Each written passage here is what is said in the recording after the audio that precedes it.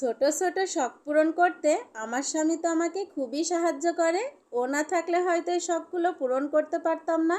তো এর আগেও আমি পূরণ করেছি, কিন্তু সফল হতে পারিনি। তো এবার আমি চেষ্টা করব শখ পূরণ করে যেন সফল হতে পারি। আসসালামু আলাইকুম সবাইকে। এই যে আজকে আমরা পরিবারের সবাই মিলে কোথায় এসেছি বলুন তো? মনমিলা গার্ডেন অ্যান্ড নার্সারিতে। আর কিসের জন্য এসেছি এতক্ষণে সবাই বুঝতে পেরেছেন। আর এইদিকে দেখুন পরিবেশটা কত সুন্দর। এখানে একটা বড় পুকুর আছে, পুকুরের দুই পাশে দেখুন কত সুন্দর ফুল আছে, ঘাস ফুল না কাশফুল যাই হোক একটা ফুল ছিল, এটা হয়তো কাশফুলই বলে। আর দেখুন এই পুকুরে কিন্তু অনেক মাছ ছিল, আর অপোজিটে একটা বাড়ি ছিল। এই বাড়িতে হয়তো এই নার্সারির ম্যানেজারই হোক যেই হোক এখানে হয়তো থাকে, আমি জানি না সঠিক। আর এইদিকে কত সুন্দর সুন্দর গাছ ছিল, গাছের পাশে কিন্তু লেখা ছিল কি কি গাছ।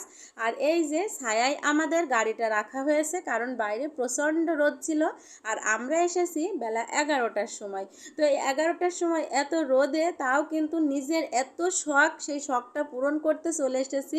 তো এর আগেও কিন্তু আমি শখগুলো পূরণ করেছিলাম, কিন্তু সফল হয়নি। তো এবার চেষ্টা করব যেন আমি আমার নিজের মতো করে শখগুলো পূরণ করে সফল হতে পারি। আর এর জন্য তো বরাবরই আমার স্বামী খুবই সাপোর্ট করে। তো এবারও স্বামীকে বলেছি আমার কয়েকটা গাছ কিনে দিতে হবে। আর যেই বলা সেই কাজ, ও আমাকে নিয়ে চলে এসেছে এই যে মনমিলা নার্সারিতে। তো এখান থেকে কিন্তু আমি এই প্রথম না, অনেকবারই এসেছি, গাছ কিনেছি। আমার ছাদে গাছ বাগান করেছিলাম, তো আমি কোনো এক অসাবধানতার কারণে আমার গাছগুলো কিন্তু সবই মরে গিয়েছে। তো এবার আমি পুনরায় আবারও এসেছি, এখান থেকে কয়েকটা ছোট ছোট গাছ থেকে শুরু করে আমি বড় গাছ নিব।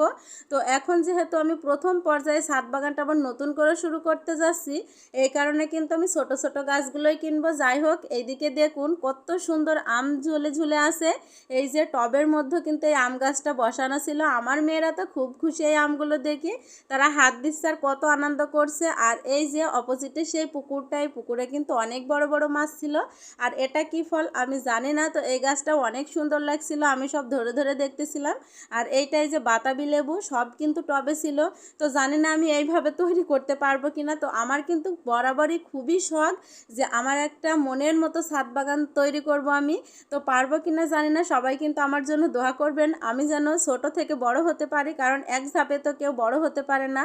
তো আর এইদিকে দেখুন কত সুন্দর এই আমগুলো, আমি জানি না আমার মনে হচ্ছিল এই আমগুলো হাড়ি ভাঙা আমি হবে হয়তো।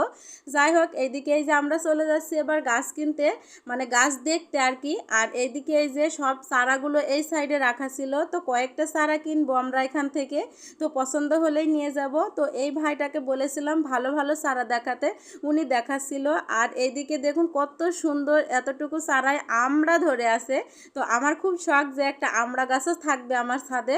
তো এই কারণে কিন্তু এখান থেকে একটা আমড়া গাছও নিয়ে নিলাম। আর এইদিকে কিন্তু অনেক গাছই ছিল, উনি আমাদেরকে এইটা বের করে দিল। তো এটা আমি নিইনি, পরক্ষণে কিন্তু আমি আরেকটা ওইটা পাল্টে আরেকটা নিয়েছিলাম। আর এইদিকে চলে যাচ্ছি কয়েকটা গাছ দেখতে। তো যেই গাছটা আজকে আমার পছন্দ হবে আমি সেইটাই নিয়ে নিব।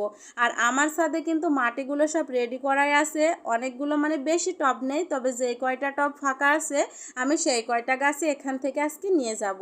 তো এই কারণে কিন্তু দেখতে এসেছি। তো দেখুন কত সুন্দর। আর এই সাইডে যে নারিকেল গাছ আছে, বেগুন গাছ আছে। তো এখান থেকে মনে করেছিলাম বেগুনের চারা বা ঝালের চারা নিব, তো সেটা এখানে নেই, কয়েকদিন পরে গেলে হয়তো পাওয়া যাবে, এই কারণে আর নিতে পারিনি। তো এইদিকে একদম টোটালি বাগান ছিল, তো ভিতরের সাইডে আমি যাইনি, এই পাশের সাইডটাতে আপনাদের সঙ্গে একটু শেয়ার করতেছি। আর এই আম গাছটাতে দেখুন কত আম ঝুলে আছে। তারপরে এইদিকে কিন্তু ফুলের চারা ছিল। তো আজকে আমরা ফুলের চারা কিনবো না, শুধুমাত্র ফলের চারা কিনবো, কারণ ফুল গাছ লাগানোর মতন টব আমার ছাদে এখনও উঠাইনি, এই কারণে কিন্তু আমি ফুলের চারাগুলো নিব না। আর আমার মেয়ে শখ করতেছিল ফুল নেওয়ার জন্য, যাই হোক ফুলগুলো আর নিইনি। আর এইদিকে দেখুন একটা বড় আম গাছ আছে, মানে বড় বলতে কি ছোট মাঝারি আর কি, এত সুন্দর লাগতেছিল, আমরা ধরে আছে, এটা ছিল 12 মাসি ফল আমরা গাছ। যাই হোক সব কিছু দেখে আমরা কিন্তু ফাইনালি নিয়ে নিয়েছি কয়েকটা গাছ। আর কি কি গাছ নিয়েছি সবই পুনরায় আপনাদের সাথে শেয়ার করব। তো আজকের ভিডিওটা এই পর্যন্তই রাখছি, কার কাছে কেমন লেগেছে অবশ্যই কমেন্ট করে জানাবেন।